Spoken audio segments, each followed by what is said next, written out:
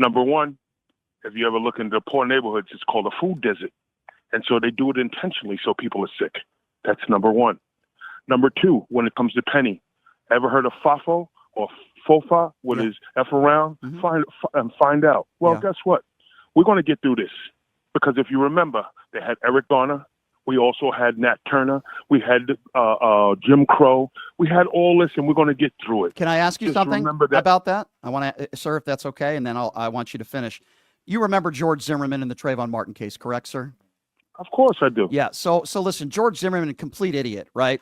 I was willing to believe that Trayvon Martin made the first physical contact with him, and Trayvon Martin was on top of him. I didn't criticize George Zimmerman for taking out his gun and shooting Trayvon Martin. I criticized Zimmerman for acting like a vigilante, thinking that he was a police officer when the 911 operator told him to remain in his car. That's why I felt like the prosecution made big mistakes in that case. I thought they tried to overcharge him.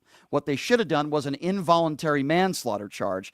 I cannot tell you that the prosecutors in this Daniel Penny case have made any mistakes. I thought the manslaughter charge was very relevant, but in the Zimmerman case, he was a moron who should have never put himself in that situation, and an innocent young black teenager was killed. I believe Trayvon Martin in those moments was very scared. He had somebody following him. Do I wish he didn't put his hands on Zimmerman? Yes, but I can't blame him. He got killed because of it.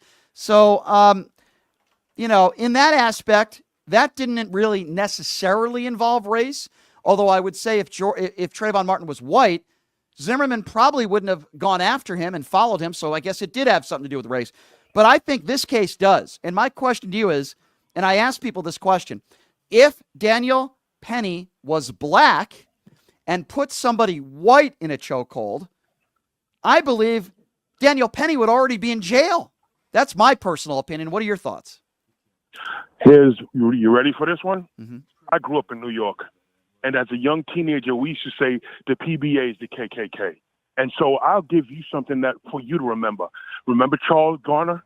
He's standing, he was selling Lucy cigarettes. Correct. And they choked him the same way as Penny choked him. Yep. So even Penny had to see that, and he didn't care. So I'm telling you right now, we have seen us be mowed down, shot. Remember the guy in North Carolina got shot in the back. This has Black Wall Street, Rosewood. This is continuously happening. We have no value in America when it comes to color. I realize that more. But no matter what, I will love this country forever. But this country does not love us back. So all I can say is this: just buckle your seat and get ready, because he's definitely going to be acquitted or a hung jury, because there are too many people that consider him a Do you hero. think there's going to be riots? Do you think there's going to be riots like George Floyd? Do you think?